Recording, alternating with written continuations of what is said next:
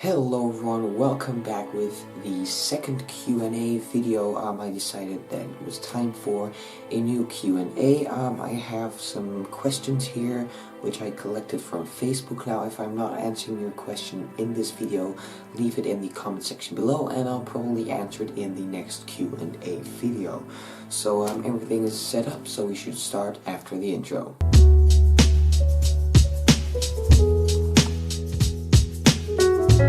So Jeff asks, what are some good storyboard techniques that will be sure to create smooth transitions between shots, and how do you determine which sequence of shots to use? Now I think that you're referring to getting a smooth video regarding to transitions. Now I always see it in my mind how I want to have my short films edited, so I am the editor of my own videos, so I can keep that in mind. But if I'm focusing on a specific object, then you'll have a tracking shot.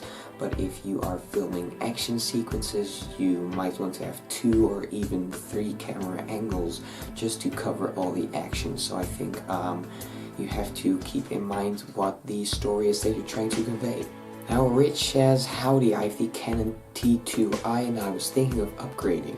It's in great shape, but I heard it's better to have a good piece of glass. Should I get a new camera or a better lens? I still have the kit lens. Now I personally think you should definitely go for the lens, because the Canon 550D or the T2i, how you want to call it, is a great camera, and on film festivals I've seen videos that were recorded with cameras that are pretty shit, and it's all about the story that you're trying to convey. However, with lenses you can work with depth of field and some other nice stuff, so I think you should definitely go for a new lens, because you said that the body was still in great shape, so I would keep it and get a new piece of glass. Now Nick D asks, what are your thoughts on the off-the-side camera angle when someone is talking directly into the camera and then it cuts to a side angle of the person still looking into the first camera? To me it almost always feels really awkward.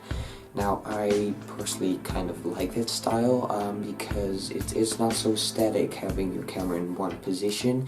If I would have 2 cameras, I would definitely do that, because you can also see a bit of the set around it, and you can see the environment of the video. So I personally like it, but it's just what your style is. Adam says, hey, if I've gotten a grant from my university to make a film over the summer, what should most of my budget be used for? Actors, equipment, location, etc. Thanks. Now this is a very good question. I've seen it all over the internet, these kind of questions. Now let's start with actors. Of course, you can spend a lot of money on actors, but take a look around at local acting schools. Maybe there are people that want to work for a small budget or even for free just to get more experience. Otherwise you can always go for family, of course, or friends if they can act. So I think that is what you can look for. Now equipment, it's always nice to work with what you have. Maybe even work with some household items to get some great effects.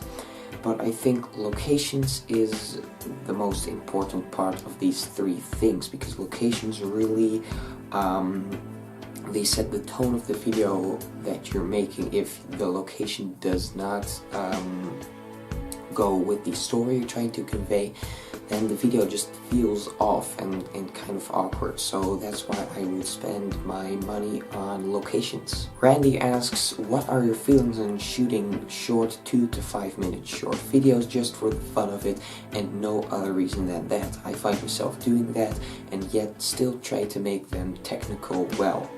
Now I totally get what you're saying. I love making short videos just for fun, and you can always try out new techniques. So I do that myself as well, and I love doing that. So if you are doing that, I definitely think you should go on with that. And the last question comes from Freddy. Boom, quick question on white balance. Do you set white balance before you do the lighting setup, or set up all the lights and then do white balance? I've seen people doing both things, but I don't know when it's appropriate to use one method or another. Now, I think that's my personal opinion. Always set your white balance last.